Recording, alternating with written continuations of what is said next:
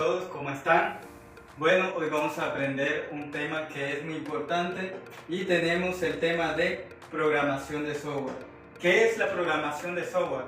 Muchos se preguntarán y tendrán curiosidad de saber qué es.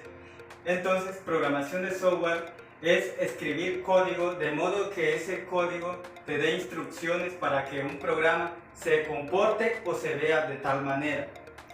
Entonces, en un programa de software tenemos el backend y tenemos el frontend. Son los dos lados de un software y en cada lado también uno puede programar. El backend es la parte que está atrás del programa, y la parte lógica, la parte de la base de datos, y es la parte que el usuario no puede ver. Y tenemos el frontend y es la parte visual de nuestro programa con la cual puede interactuar el usuario, y en el usuario le da órdenes para que el backend responda. El backend es el que trae los datos y va interactuando con el frontend. Y en el lado del backend tenemos estos lenguajes de programación. Tengo PHP y tengo Java, que son lenguajes que son especializados para backend, sea trabajar desde el servidor. Y acá en el frontend tenemos HTML y CSS, que sirve para crear estructura de una página web, y esta es la que le da las formas, los colores y la parte visual básicamente de nuestro programa.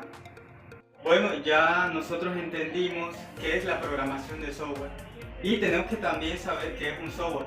El software es un programa creado con códigos de programación que cumplen una función, ¿cierto? Con los lenguajes que ya describimos, el backend y el frontend.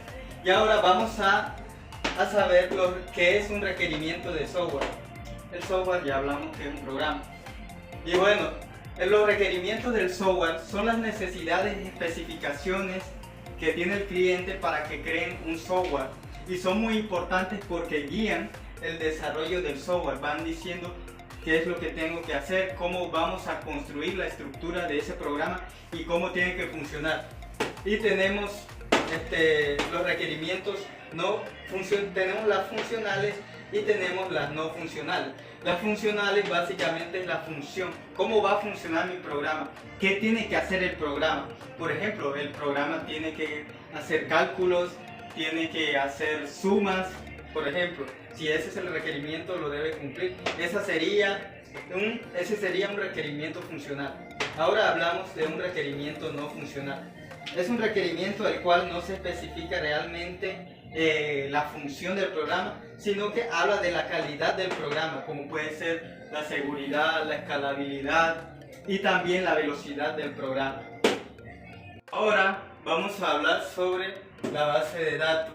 La base de datos es un sistema organizado que almacena, gestiona y recupera datos, y esto es muy importante y es crucial para el desarrollo de un software, porque recopila toda la información en grandes volúmenes en esa base de datos para que nuestro software pueda alimentarse de esa base de datos y pueda interactuar. Y tenemos unos gestores de base de datos que podemos usar para nuestros programas. Por ejemplo, tenemos PostgreSQL, y esta es un gestor de base de datos relacional y que está orientada a objetos y que maneja grandes volúmenes de datos. Tenemos que es muy común y muy usado, y es el que más me gusta, y que es una base de datos relacional y se caracteriza por su rapidez, también por su simplicidad y fiabilidad, y es compatible con múltiples plataformas. Entonces aquí tenemos todo ese concepto de la base de datos, y estos gestores son muy importantes para también ponerlos en práctica para nuestro proyecto, para el respaldo de datos.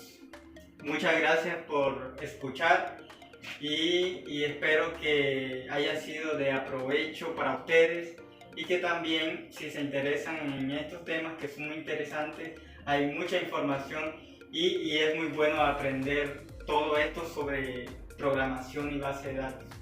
Que estén muy bien.